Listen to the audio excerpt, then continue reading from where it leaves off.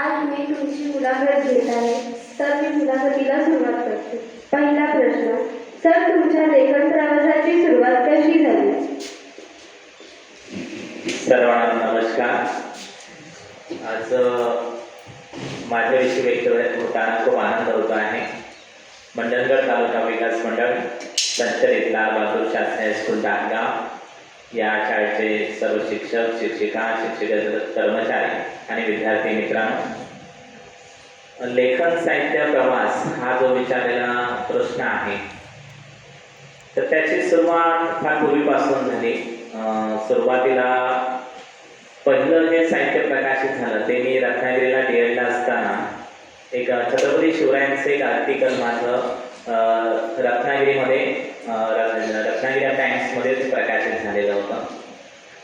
तर मी पत्रकार होते आंबोलकर म्हणून. कदाचित तुम्ही रत्नागिरी टाइम्स वाचत असाल तर त्याच्यामध्ये ते विशेषतः क्रीडा विभागातील लिहायचे प्रदीप आंबोलकर म्हणून, आणि त्यांच्या घरी राहायला होतो आणि त्यामुळे नेहमी वर्तमानपत्र किंवा काही ग्रंथ किंवा एकंदरीत लेखन कसं करायचं वगैरे त्याची माहिती मला तिथून मिळाली. तिथून माझी खरी सुरुवात होते आणि मग तिथून लिहायची सुरुवात झाली. एकदा ते आले मला किशोर एक लेख लिहिला आपल्याला छत्रपती शिवरायांच्या जयंतीनिमित्तानं तो लावायचा आहे, आणि तो लेख माझा पहिला लावला गेला. आणि त्याचं वैशिष्ट्य असं म्हणजे एखादी साहित्यकृती तुम्हाला कशा प्रकारे ओळख देते त्याचं उदाहरण सांगतो.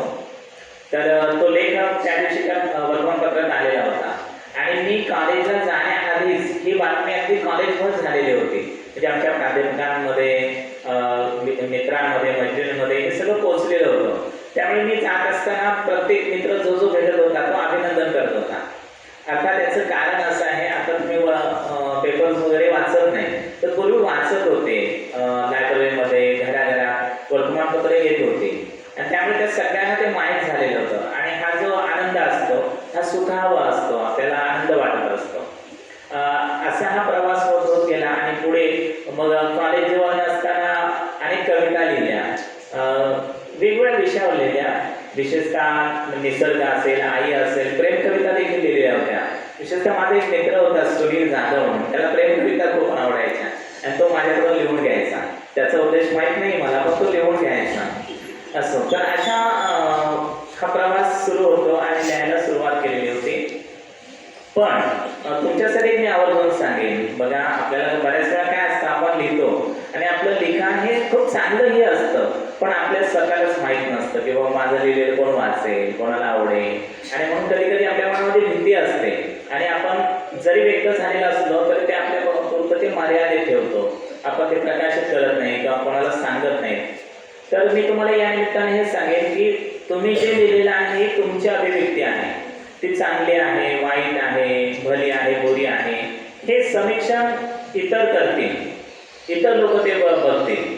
पण तुम्ही व्यक्त व्हा. चांगलं असेल, वाईट असेल किंवा त्याचा दर्जा कसाही असेल, पण व्यक्त होणं, अभिव्यक्ती महत्वाची आहे, व्यक्त होणं फार महत्वाचं आहे. म्हणून तुम्ही देखील लिहिते व्हा.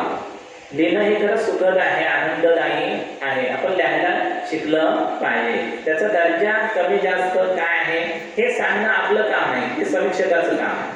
इथे एक गोष्ट महत्वाची आहे, तुमच्याविषयी चांगले बोललेलं स्वीकारतोच आपण, परंतु वाईट बोललेलं सुद्धा मोठ्या मनानं स्वीकारा. ही काळाची गरज आहे आणि ते गरजेचं असतं. कारण वाईट बोलणाराच खऱ्या अर्थानं आपला मित्र असतो. कारण तिथे आपल्याला सुधारण्याची, बदलण्याची किंवा नेमकं काय चुकलं हे स्वीकारण्याची एक संधी असते. ही संधी कधी आयुष्यात गमावू नका. तर अशा प्रकारे हा प्रवास सुरू झाला आणि तिथून खऱ्या अर्थानं लिहायला सुरुवात झालेली आहे. आणि त्याचवेळी मग ते आंबोलकर असल्यामुळे रत्नागिरी टाइम्स, रत्नागिरी एक्सप्रेस सारख्या वर्तमानपत्रांमध्ये ते येत गेलं आणि मी लिहित गेलो पुढे. खूपच छान सर. सर तुम्हाला लेखनासाठी प्रेरणा कोणाकडून किंवा कशातून मिळते? सुंदर आणि प्रश्न अवघडही आहे. तसा साहित्य म्हटलं तर अमुक एखादी प्रेरणा किंवा एकच गोष्ट असं आपल्याला नेमकेपणानं नाही सांगता येणार. तर लेखक म्हणून अर्थात हे माझं मत आहे. आपल्या ज्या प्रेरणा आहेत किंवा प्रेरणा काय असावी तर आपला जीवनानुभव, जीवनात जे जो आपल्याला अनुभव तो अनुभव आपण आपल्या साहित्यातून आपल्या लिखाणातून व्यक्त होत असतो. तर पहिली प्रेरणा आहे आपला जीवनानुभव, म्हणजे जीवनात जे आलेले जे अनुभव आहेत, कटू असतील, सत्य असतील, किंवा जे जे काही असतील, चांगले असतील, आनंदाचे असतील, हे अनुभव आपण व्यक्त करत असतो. म्हणून जीवनानुभव हा एक प्रमुख काय म्हणूया आपण प्रेरणा आहे. दुसरं म्हणजे मला आपला महाराष्ट्र हा फुले शाहू आंबेडकरी विचारधारेचा महाराष्ट्र म्हणून ओळखला जातो आणि या विचारधारेवर काम करायला आवडतं किंवा समाजामध्ये मी फुले शाहू आंबेडकरी विचारधारा पेरण्याचं काम करत असतो. आणि त्यामुळे माझी प्रेरणा फुले शाहू आंबेडकर ही विचारधारा हीच खऱ्या अर्थानं प्रेरणा आहे. आणि या विचारधारेवर कार्य करायला, या विचारधारेचं प्रचार प्रसार करायला, किंवा मी स्वतःला असे या विचारधारेचा एक प्रचारक म्हणून समजत असतो. आणि म्हणून समाजामध्ये फुले शाहू आंबेडकरांचे विचार कशा प्रकारे जातील, कशा प्रकारे रुजतील, यासाठी जास्तीत जास्त प्रयत्नशील असतो. मला विशेषतः माझं साहित्य जर तुम्ही पाहिलं तर ते बरंचसं साहित्य बुद्ध, फुले शाहू आंबेडकर या विचारधारेवरच आधारित तुम्हाला दिसतं. त्याचं कारण असं आहे, समाजामध्ये आज या विचारवंतांच्या विचारांची खरंच गरज आहे. कधी कधी बऱ्याच वेळा आपण त्याला मर्यादित करतो किंवा विशिष्ट समाजामध्ये मर्यादित करतो आणि त्यामुळे आपलं नुकसान होतं. खऱ्या अर्थानं फुले शाहू आंबेडकर जे आहे ते कोणत्या एका समाजाचे होऊ शकत नाही, ते आपल्या सगळ्यांचे आहे. म्हणून ते विचारधारा आपण प्रत्येकानं स्वीकारली पाहिजे. परंतु हा मोकळेपणा किंवा हे उत्तरदायित्व सगळ्याच ठिकाणी दिसतं असं नाही. म्हणून आज काळाची गरज बनलेली आहे की प्रत्येक समाजामध्ये आपण कोण आहोत, काय आहोत, धर्माने कोण आहोत हे मॅटर करत नाही, तर आपल्याला चांगले विचार काय आहेत हे फार महत्त्वाचं आहे. आणि जर चांगले विचार जाणायचे असतील, आज बाबासाहेबांना जागतिक कीर्तीचे विचारवंत म्हणून ओळखलं जातं, परंतु बाबासाहेबांचे विचार देखील आपण वाचत नाही. म्हणून ही काळाची गरज आहे. महात्मा फुले तर क्रांतीचे जनक मानले जात आहेत, शाहूंनी तर आरक्षणाचे जनक मानले जात आहेत. तर अशा प्रकारे या राष्ट्रपुरुष जे आहे त्यांच्या विचारधारा समाजामध्ये पोहोचणं आजही तितकंच कालसंगत आहे आणि प्रासंगिक आहे. आणि म्हणून मी या विचारधारेवर किंवा ह्या प्रेरणेतून लिहिण्याचा प्रयत्न करतो आहे. खूपच छान सर. सर, तुमच्या लेखनामागील मुख्य उद्देश काय आहे? या प्रश्नाचं उत्तर काही अंशी तुम्हाला मिळालेलं असेलच. लेखकाने लिहित असताना आपल्या समोर काही ध्येय नक्कीच असावं. बघा, आपण म्हणजे माझी एक धारणा आहे, आपण केवळ पालखीचे भोई होऊ नये. त्याचं कारण असं आहे, बघा, आजपर्यंत जे साहित्य निर्माण झालं ते साहित्य विशिष्ट मर्यादेपर्यंत होतं. तिथे आपल्या सामान्य माणसाचं, जसं की बघा आपण विचार केला तर ऐश्वर्याचं उदाहरण घेतलं तर ती बातमी फार मोठी झालेली, त्याच्याची सौंदर्य आहे, ती सौंदर्यवती झाली आणि तिला बक्षीस मिळालं वगैरे वगैरे, जागतिक सौंदर्य वगैरे झाले. पण माझा दृष्टिकोन वेगळा आहे, माझी सुंदरतेची संकल्पना वेगळी आहे. तर मला सुंदरता ही माझ्या सामान्य स्त्रीमध्ये वाटते, जी शेतात राबते आहे, घाम गाळते आहे, कष्ट करते आहे, तिथले ते भारे उचलताना तिचं जे सौंदर्य आहे, तिचं ते टेकडाला पाजतानाचं सौंदर्य आहे, तिचं ते शेतात राबतानाचं, चुलीवर भाकरी थापतानाचं सौंदर्य आहे. हे सौंदर्य बऱ्याच वेळा आपल्या पुस्तकातून आलेलं दिसत नाही. शृंगारिक एखाद्या स्त्रीचं वर्णन करताना तिचं शृंगारिक सौंदर्य फार मोठ्या प्रमाणात वर्णन केले गेलेलं आहे. पण ही कष्टकरी स्त्री आहे, ही सामान्य स्त्री आहे, ही अन्याय अत्याचार सहन करून सुद्धा ते आपल्या पतीला, संसाराला साथ देते आहे. ही जी स्त्री आहे ही स्त्री अद्याप आलेली नाही किंवा साहित्यात आलेली नाही. याचा काही अंशी अण्णाभाऊ साठेंच्या ज्या कादंबऱ्या आहेत, या कादंबऱ्यांमध्ये काही स्त्री आलेल्या आहेत. चित्रासारखी कादंबरी असेल किंवा त्याच्या इतर अनेक कादंबऱ्या आहेत, त्याच्यातून ही स्त्री आलेली आहे. पण अशी ही सामान्य स्त्री साहित्या रूपामध्ये आली पाहिजे, लोकांपर्यंत गेली पाहिजे. तिचे कष्ट, तिच्या जाणीवा, तिच्या नेणीवा या लोकांना कळायला हव्यात, सगळ्यांना समजायला हव्यात. आणि म्हणून ही अशी जी पात्र आहेत, अशा ज्या स्त्रिया आहेत, समाजातील जी व्यक्तिमत्व आहे, ही व्यक्तिमत्व मला आवडतात आणि ती साहित्यातून करण्याचा हा माझा प्रयत्न असतो.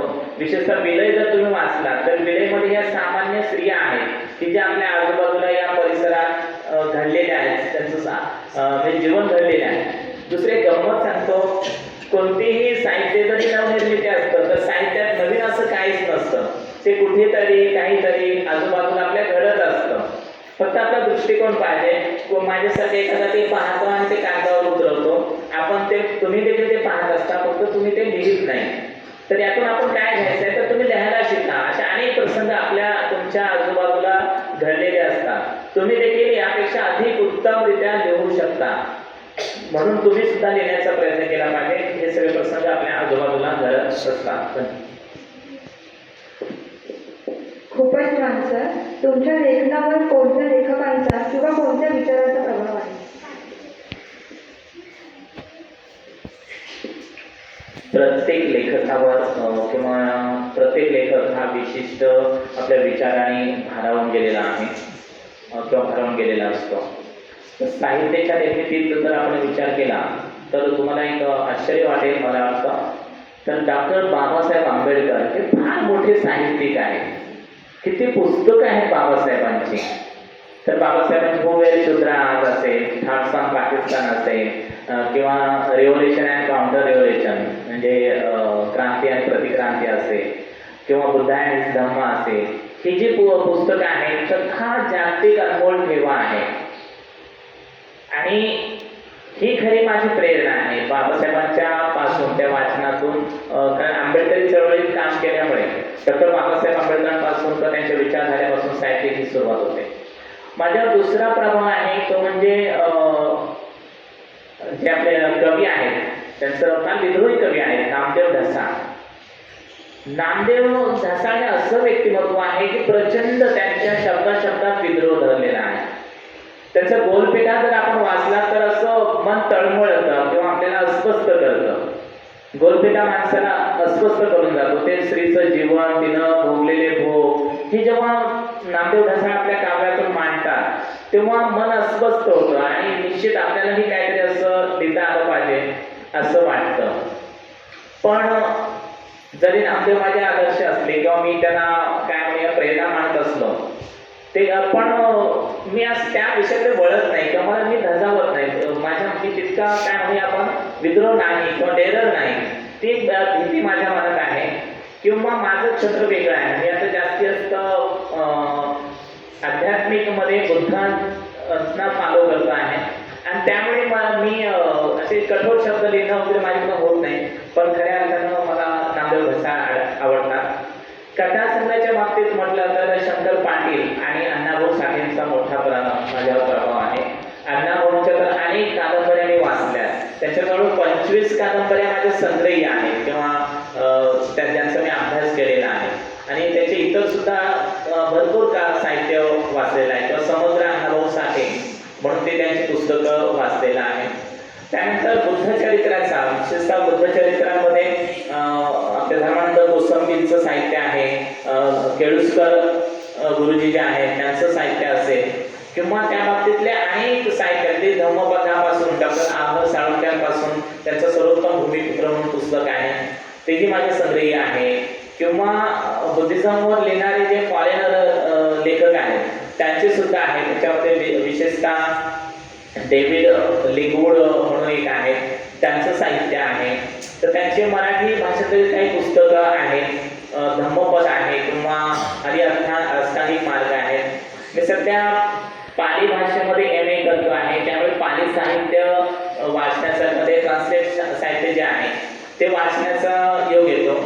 आणि मग त्याच्यातून अनेक गोष्टी ह्या उलगडत जात आहेत किंवा माहिती होत जात आहेत. आपल्या प्रत्येक भारतीयाने वाचावं ते साहित्य आहे, प्रत्येक भारतीयाचं ते साहित्य आहे. हे सगळं हा प्रवास तिथून होत आहे. आणि जर शॉर्टमध्ये सांगायचं झालं तर फुले शाहू आंबेडकरी विचारधारा असेल, अण्णाभाऊ साठे असतील, यांचा हा प्रभाव माझ्या साहित्यावर दिसून येतो. खूपच छान सर. तुमचे पहिले प्रकाशित पुस्तक किंवा लेख यांचा अनुभव कसा होता? पुस्तक प्रकाशित करणं हा अनुभव खरंच आनंददायी असतो. तर पहिलं पुस्तक जे आहे ते गोष्टी बाबासाहेबांचं. हे पुस्तक खूप गाजलं. त्याचं म्हणजे अनेक आवृत्ती आल्या. त्याचं मला सांगायला आनंद वाटेल. विशेष म्हणजे नागपूर आपलं सर्व शिक्षा अभियान सुरू झालेलं होतं, त्याच्यातल्या नागपूर या विभागातून त्या पुस्तकाची निवड झाली होती आणि नागपूर त्या विभागामध्ये प्रत्येक शाळेत ते पुस्तक गेलं. असा हा आनंददायी प्रवास आहे. तर त्याची बोल सांगायचं झालं तर त्या गोष्टी ज्या आहेत त्या गोष्टी मी लिहित होतो आणि लिहून ते पूर्ण होतो, पण बरेच दिवस झालेले होते आणि ते मी काय कोणाला सांगत नव्हतो. कदाचित मगाशी मी जर बोललो त्याप्रमाणे एक भीती असते, कोण वाचेल, कोण सांगेल, कोणाला सांगायचं, कसं सांगायचं. मग असंच एकदा आपल्या गुहागरचे संजय गमरे म्हणून आहेत, ते एक मासिक चालवायचे समाज समृद्ध म्हणून. त्यानिमित्तानं त्यांच्या त्या मासिकासाठी मी लिहित होतो आणि ते लिहित असताना एक दिवस गुहागरमध्ये गेलो आणि त्यांची भेट झाली. तर त्यांना बोलता बोललेलो, असं मी कथा लिहिलेल्या आहेत. मग त्या कथा आम्ही तेव्हा आपल्या डायटचे प्राचार्य गजानन पाटील होते, मग पाटील सरांना दाखवल्या. पाटील सर म्हणाले उत्तम आहे, हे पुस्तक आलंच पाहिजे. आणि मग त्यांनी त्या पुस्तकासाठी प्रस्तावना लिहिली आणि ते पुस्तक प्रकाशित करण्याची जबाबदारी संजय गमरे यांनीच घेतली आणि त्यांच्या त्या प्रकाशकांकडून ते पहिलं पुस्तक प्रकाशित झालं. मला वाटतं साधारण 2014ला ते पहिलं पुस्तक आलं. आणि मग पहिलं पुस्तक आल्यानंतर तिचे लेखक म्हणून एक आनंद किंवा आपण भारावून गेलेलो असतो. म्हणजे आता लेखक म्हणून आता मी समपात्रित आहे, पण तेव्हा जरा असं आपण हवेत असल्या माझं पुस्तक आलं वगैरे हा आनंद एक विलक्षण असतो. आणि मग त्याचा प्रकाशन कार्यक्रम फार मोठा घेतलेला होता. म्हणजे आमच्या मंडणगडमध्ये सगळ्या लोकांना गावगाव बोलवून जेवण खाऊन असा मोठा कार्यक्रम झालेला होता तो पहिल्या पुस्तकाच्या प्रकाशनाचा. तर दोस्ती बाबासाहेबांचं हे माझं पहिलं पुस्तक आहे, 2014ला प्रकाशित झालेलं आहे आणि खूप आनंददायी होतं ते. सर, एखादे पद्धत किंवा विषय निवडताना तुम्ही काय विचार करता? आता जेव्हा एखादी कथा असेल किंवा एखादे चरित्रात्मक लिहितो किंवा आर्टिकल्स लिहित असताना सुद्धा तो विषय निवडणं फार महत्त्वाचं असतं.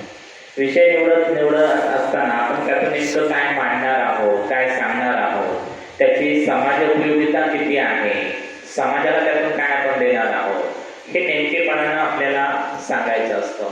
ते पात्र निवडत असताना ते पात्र आपण का निवडलं आहोत, त्याचे स्वभाव वैशिष्ट्य काय आहे आणि आपण नेमके त्याच्यातून आपण काय मांडणार आहोत. लेखनामध्ये विशेषतः नैसर्गिकपणा नसतो, कृत्रिमता जास्त असते. त्याचं कारण समाजाला काय द्यायचं हा एक दृष्टिकोन त्या लेखकाचा ठरलेला असतो. आणि माझ्या जर कथा वाचल्या तर जास्तीत जास्त त्या सुखात्मक शेवट झालेला असतो किंवा समाजाला काहीतरी मेसेज संदेश त्यातून काहीतरी द्यायचा असतो. अशा प्रकारे त्या उगाच अति दुःख किंवा तीव्र वेदनादायी वगैरे असं लिखाण शक्यतो माझ्यातून आता होत नाही. तर समाजामध्ये काहीतरी आपण समाजाचे देणेकरी आहोत. म्हणजे तुम्ही ज्या सोसायटीतून आलेले आहात त्या सोसायटीचे तुम्ही देणेकरी आहात. या भावनेतून आपल्याला साहित्याच्या माध्यमातून लोकांना काय देता येईल, काय सांगता येईल हा विचार त्यामध्ये असला पाहिजे. आणि या दृष्टिकोनातून ती पात्र निवडणं, त्यांचे स्वभाव निवडणं आणि त्यांना त्या आपल्या जे काही कथा असेल किंवा जे आपलं आर्टिकल्स असेल त्याच्यामध्ये त्यांना बसवणं हा विचार करावा लागतो. आणि त्यानुसार त्या कथेची व त्याचा प्रवेश असेल, त्याचा मध्य असेल आणि त्याचा शेवट असेल याचा हेतू आणि उद्देश हे लक्षात ठेवून समर्पक असे आपल्याला मांडणी करावी लागते. सर, समाजातील कोणत्या प्रश्नांकडे तुम्ही आपल्या लेखनातून लक्ष वेधू इच्छिता? विशेष म्हणजे ना आपल्याला समाजामध्ये धार्मिकतेपेक्षा धर्मांधता जास्त आहे.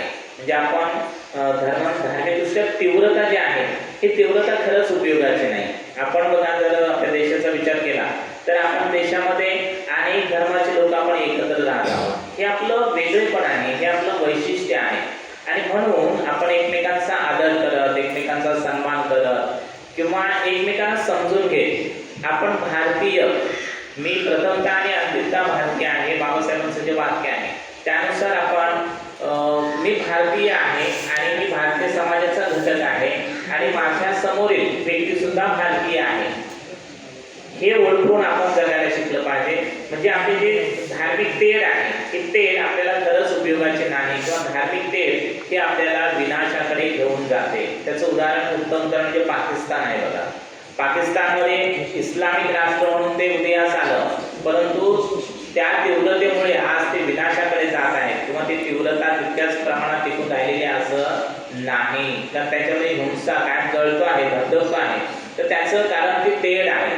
तर ही अशा प्रकारे कोणत्याही प्रकारची तेढ आपल्या भारतात नांदू नये. तर आपला भारत हा अहिंसा, सत्य ही जे मूल्य आहेत किंवा पंचशील जे बुद्धांकडून आलेलं आहे याचं पालन करणारा हा देश आहे आणि हे मूल्य टिकवणं हे खऱ्या अर्थानं गरजेचं आहे. हा संदेश आपल्याला याच्यातून देता येईल की आपण हे मूल्य, आपले जे संस्कार आहेत, आपली परंपरा जी आहे किंवा आपली जी नीतिमत्ता जी आहे ती वाढीस लागावी, ती चालावी आणि यासाठी आपल्या साहित्यातून सुद्धा साहित्यिकांनी हे मांडावं ही काळाची गरज आहे असं मला वाटतं.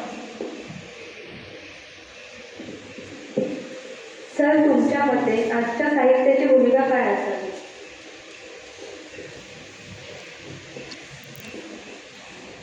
साहित्यिकाची भूमिका ही फार महत्त्वाची आहे, कारण आतापर्यंत जे आपण पाहिलं जर वेगवेगळे साहित्य वाचत असाल तर आपल्याला हे लक्षात येतं की साहित्यिक हा त्याचा दृष्टिकोन त्या साहित्यात मांडवत असतो आणि त्याचा प्रभाव हा समाज जीवनावर असतो. जसं की बघा, महाभारत आपण वाचतो, त्या महाभारतातल्या त्या जे काय व्यक्तिमत्व असते त्याचा प्रभाव आपल्यावर पडतो. रामायण आपण वाचतो, रामायणातील ती व्यक्तिमत्व त्यांचा प्रभाव आपल्यावर पडतो आणि म्हणून साहित्यातून जे जे सांगितलं जातं, जे जे मांडलं जातं त्याचा प्रभाव हा समाज जीवनावर पडतो. याचाच अर्थ साहित्य हे समाजमन घडवत असतं किंवा साहित्य हे समाजमन बिघडवू सुद्धा शकतं. म्हणून साहित्य निर्मिती करत असताना साहित्याची जी भूमिका आहे ती स्वातंत्र्य, समता, न्याय आणि बंधुत्वाची असली पाहिजे. समाजामध्ये ह्या गोष्टी कशा नांदतील यासाठी साहित्यकारांनी प्रयत्न केले पाहिजेत. अतिविद्रोह जर असेल तर त्यातून टोकाची भूमिका जाऊ शकते किंवा विद्रोह निर्माण होऊन त्यातून विध्वंस होऊ शकतो. तर कोणत्याही परिस्थितीत विद्रोह जो आहे हा विद्रोह विध्वंसाकडे नेत असतो. म्हणून आपल्याला बघा समतेची गरज आहे. म्हणून साहित्यिकांनी आपलं साहित्य निर्माण करत असताना त्याच्यामध्ये स्वातंत्र्य, समता, बंधुता आणि सामाजिक न्याय आणि मानवता ही मूल्ये कशा प्रकारे रुजवली जातील यासाठी साहित्यिकांनी प्रयत्नशील असावं असं मला वाटतं. सर, वाचकांचा प्रतिसाद तुमच्यासाठी किती महत्त्वाचा आहे? वाचक वर्ग हा लेखकासाठी खरंच महत्त्वाचा असतो. एक मला जाणवलं ते तुम्हाला सांगतो, आपल्याकडे ना वाचक वर्ग फार कमी आहे, पण त्यामानानं इतर जर आपण पाहिलं विशेषतः मराठवाडा वगैरे ज्या विदर्भ या भागात आहेत लोक प्रचंड वाचन करतात. माझी कुठेतरी फेसबुक इकडून तिकडून काय जाहिरात करतात तिकडून मला फोन येतात, नागपूर, विदर्भ, धुळे वगैरे या भागातून, सर हे पुस्तक आम्हाला कसं उपलब्ध होईल, कसं. ही जी तीव्रता आहे ना ती आपल्या भागात दिसत नाही, आपल्या भागात वाचत नाही. आपण व्हॉट्सॲपचे आराधी झालेलो आहोत. म्हणजे व्हॉट्सॲपवर जे येतं किंवा सोशल मीडियावर जे येतं तेवढंच वाचायचं आणि त्यानुसार आपलं मत बनवायचं. तर लेखक म्हणून असं वाटतं की आपलं साहित्य वाचलं पाहिजे लोकांनी, असं लेखकाची एक भावना असते आणि ती भावना त्याला आनंद देत असते किंवा नवीन काहीतरी लिहिण्यासाठी प्रेरणा देत असते. नाहीतर काय होऊ शकतं, मधला जो कालावधी गेला त्याच्यामध्ये असं पण वाटतं की आपण लिहून काय साध्य करतो आहोत, किती लोक वाचतायत असं पण वाटू शकतं. आणि त्यामुळे लेखकामध्ये पडणारा अवस्था येऊन आपण एखादा लेखक मारत असतो न कळत. नाही तो लेखक नाव मी होऊ शकतो किंवा आता थांबलं पाहिजे, काय लोक वाचत नाही आपण कशाला लिहा, अशी एक नाव मी त्या लेखकामध्ये येऊ शकते. म्हणून लेखकासाठी वाचन हा प्राण आहे किंवा वाचन हा लेखकासाठी फार महत्त्वाचा आहे. तर वाचन वर्ग वाढला पाहिजे, वाचन चळवळ वाढली पाहिजे. मोठमोठ्या शहरातून वाचन चळवळीचं काम होत आहे, विशेषतः पुणे, मुंबई सारख्या ठिकाणातून वाचन चळवळ उभारली जाते आहे. ती चळवळ आपल्याला इकडे दिसत नाही, खेडेगावात दिसत नाही, विशेषतः शाळेत सुद्धा दिसत नाही. आपल्याला बघा काल ते खाडे काका म्हणाले, तुमच्या लक्षात आलं असेल की लोक पुस्तकच नेत नाहीत वाचायला. तर हे कुठंतरी थांबलं पाहिजे. पुन्हा एकदा माणसाने सगळ्यांनी वाचनाकडे वळलं पाहिजे, कारण साहित्यामध्ये प्रचंड ताकद आहे, प्रचंड ठेवा आहे आणि हा ठेवा आपण साहित्याच्या माध्यमातूनच जतन करू शकतो. म्हणून पुन्हा एकदा आपण सगळे वाचनाकडे वळाल अशी अपेक्षा करतो. सर, तुम्ही तुमच्या लेखनात वास्तव आणि कल्पनाशक्ती यांचा समतोल कसा साधा? फार मोठा प्रश्न आहे आणि गहन आहे.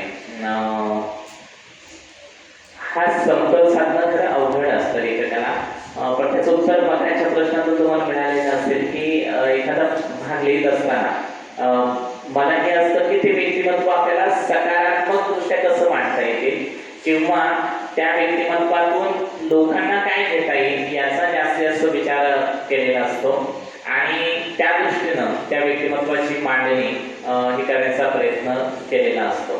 कधी कधी काय असतं, घडलेलं वास्तव जे आहे हे वास्तव आपल्याला टाळून सुद्धा चालत नाही. कारण आपण जर टाळलं, उदाहरणार्थ संभाजीराजांचा चित्रपट आपण दाखवत आहोत आणि त्याच्यामध्ये जो प्रसंग जे आहे तो जर आपण टाळला किंवा वेगळ्या प्रमाणे मांडला तर त्या इतिहासाची काय होऊ शकते, चुकीचा इतिहास जाऊ शकतो. मग कधी कधी जे कटू असलं, लोकांना पटत नसलं तरी देखील लेखकाला ते मांडावं लागतं. हे कधी कधी रोषाला सुद्धा सामोरं जावं लागतं. त्याचं एक उदाहरण सांगतो. दापोलीमध्ये एक असं बाबासाहेब आंबेडकरांचं एक स्मारक आहे, त्याच्यावर एक आर्टिकल्स मी लिहिलेलं होतं. तर ते आर्टिकल्स लिहिल्यानंतर काही तिथल्या स्थानिक लोकांना, एका संघटनेच्या लोकांना ते आवडलं नाही. मग बऱ्याच जणांचे फोन, तुम्ही का लिहिलं, कसं लिहिलं. खरं मी लिहिलेलं हे सत्य होतं, वास्तव होतं, ते 100% खरं होतं. पण मला ते त्यांना सॉरी म्हणावं लागलं. मला वाद नको हवे होते, काय माझ्या पाठीशी बरेच लोक सुद्धा होते, पण तुम्ही मला दाखवू नका, आम्ही बघू काय. पण मला वाद नको होते. मी त्यांना सॉरी म्हटलं, वा तुमचा उद्देश तुम्हाला बदनाम करणं किंवा खोटं सांगणं हा माझा उद्देश नाही, सत्य मांडणं हा माझा उद्देश आहे. त्याचं कारण एवढंच की ते उजेडात यावं, लोकांकडे जावं, हा माझा उद्देश आहे. बाकी ते कोणाचं कसं याच्याशी मला काही देणं घेणं नाही, असंही होत असतं. तर मुद्दा हा आहे, आपण वास्तव मांडलं पाहिजे आणि वास्तव मांडत असताना अशा काही गोष्टी घडू नयेत याची सुद्धा काळजी घेतली पाहिजे. सर, लेखन करताना तुम्हाला आलेल्या अडचणी किंवा संघर्ष कोणते होते?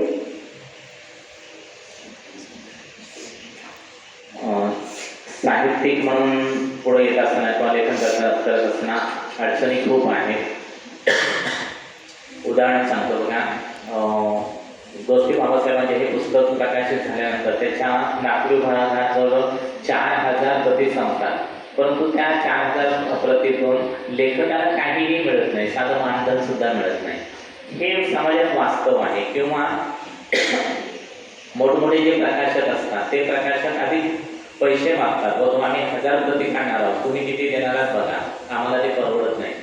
म्हणजे ते सगळे पैसे सुद्धा त्या लेखकाकडूनच उकळतात आणि ते मात्र भरमसाठ किमतीमध्ये विकत असतात. त्यामुळे ही जी व्यवस्था आहे, ही व्यवस्था तुम्ही जे नवीन मुलं होणार आहात तुम्ही लक्षात घ्या आणि ती बदलण्याचा प्रयत्न केला पाहिजे. ती जर तुम्ही बदलली तर कदाचित तुमच्यातून अनेक असे हात घडू शकतील, लिहिते हात तयार होतील आणि चांगली दर्जेदार अशी साहित्य निर्मिती होऊ शकेल. सर, नवोदित लेखकांसाठी तुम्ही कोणता सल्ला द्याल?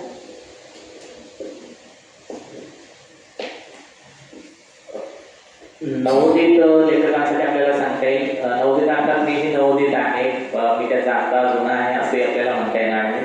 2-4 पुस्तकं लिहिणं म्हणजे काय फार मोठं कार्य आहे असं नाही. पण जे लिहिते आहे त्यांनी त्याला घाबरू नका, व्यक्त व्हा. अभिव्यक्ती स्वातंत्र्य आहे प्रत्येकाला आणि मी व्यक्त झालेली माझीच अभिव्यक्ती आहे. ती कदाचित उणी असेल, कमीपणा त्याच्यामध्ये असेल, पण घाबरू नका, लिहा, लिहिते व्हा आणि मांडायला सुरुवात करा. दुसरं, आपण मांडत असताना सत्य मांडा, जे जे खरं आहे ते आपण मांडायला शिकलं पाहिजे, लिहायला शिकलं पाहिजे. दुसरं म्हणजे समाजावर लक्ष द्या. समाजामध्ये मगाशी सरांनी जी कविता सादर केली तर हे वास्तव आहे. कविता म्हणजे काय, ते त्या कवीच्या मनावर प्रभाव पाडणारं, त्याची वेदना व्यक्त करणारं ते साहित्य असलं पाहिजे. म्हणून समाजामध्ये जे जे घडतं आहे ते सत्यपणानं पुढं आलं पाहिजे, मांडायला शिकलं पाहिजे, लोकांपर्यंत पोहोचलं पाहिजे. किंवा जे जे खरं आहे ते खरं पोहोचलं पाहिजे. आजपर्यंत जे काही साहित्य निर्माण झालेलं आहे ते कदाचित जुन्या साहित्यिकांवर किंवा जुन्या कारणांवर आधारलेलं असेल. उदाहरणार्थ ययाती आपण पाहिलं तर ययाती वगैरे तो महाभारतातला भाग असेल किंवा काही पुस्तकं रामायणातील काही प्रसंग यांच्यावर निर्माण झालेले आहेत. पण तो सामान्य जे जीवन आहे, सत्य जीवन आहे, याच्यावर आधारित तुम्ही लिहा आणि लिखाणातूनच आपली जी भाषा आहे मराठी आहे ही समृद्धी होणार आहे. म्हणून तुम्ही जसं जमेल तसं पण लिहायला सुरुवात करा. प्रत्येक जण लिहू शकतो, प्रत्येकामध्ये ती क्षमता असते. जो विकसित करतो तो पुढे जातो आणि जो नाही विकसित करत तो मागे जातो. तर तुमच्यामध्ये जी जर ती क्षमता असेल तर ती विकसित करण्याचा, वाढवण्याचा प्रयत्न करा. व्यक्त होण्याचा प्रयत्न करा, हे मला आजच्या निमित्तानं सांगता येईल. सर, तुमचे आवडते पुस्तक किंवा लेखक कोण? खरं तर याचं उत्तर मी आधी दिले. मला गोलपीठाचे लेखक नामदेव कसाळ फार आवडतात, किंवा मराठी साहित्यातील अनेक साहित्यिकांना मी वाचलेला आहे. विवा शिरवाडकरांना वाचलेला आहे, ज्यांच्या स्मृतिदिन हा आपला मराठी दिन किंवा भाषा दिन म्हणून आपण साजरा करत आहोत. अण्णाभाऊ साठे माझे आवडते साहित्यिक आहेत. त्यानंतर आत्ता समकालीन जर आपण पाहिलं तर जवी पवारांचा माझ्यावर मोठा प्रभाव आहे. जवी पवार 10वीला जे मुलं असते त्यांची कविता आहे जवी पवारांची, ते फार इतके वयस्क आहेत, परंतु एवढी ऊर्जा त्यांच्यामध्ये आहे की त्यांना अनेक वेळा भेटलेलं आहे. मला वैयक्तिक ओळखतात सुद्धा ते. मग प्रत्येक वेळी ते सांगत असतात, किशोर असं कर, किशोर तसं कर, वगैरे वगैरे. त्यानंतर माझ्यावर प्रभाव आहे ते साहित्यिक अनिल भालेराव, माझे चांगले मित्र आहेत. अनिल भालेराव सर, त्यांचं वेळोवेळी मार्गदर्शन असतं. ते मला बऱ्याच वेळा सांगतात, किशोर नाव घेत होऊ नये, नकोस. त्यांची 40 पुस्तकं प्रकाशित झाली, तर ते सुद्धा सांगतात की माझी अवस्था अशीच आहे. हल्ली लोक पुस्तकं जास्त वाचत नाही, परंतु तुला जे वाटतं ते वाचत जा, लेकरा. असे भालेराव सर असतील, किंवा आंबेडकरी चळवळीतील अनेक जे दिग्गज साहित्यिक आहेत, त्या संजय खैरे आहेत, सुनील हिमकर आहेत, असे बरेच जण, उर्मिला पवार मॅडम आहेत, यासारखे साहित्यिक किंवा यांचा प्रभाव माझ्यावर आहे.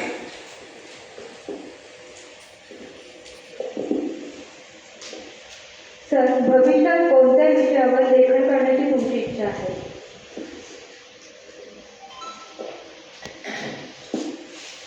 आपल्या भारताला ना फार मोठी संस्कृती आहे, परंतु क्रांती आणि प्रतिक्रांतीच्या ओघामध्ये खरं पाहिलं तर आपण भारतीय ना आपली संस्कृतीच आपण विसरलेलो आहोत असं वाटतं. आणि त्यामुळे आपली खरी संस्कृती ही लोकांपर्यंत पोहोचली पाहिजे.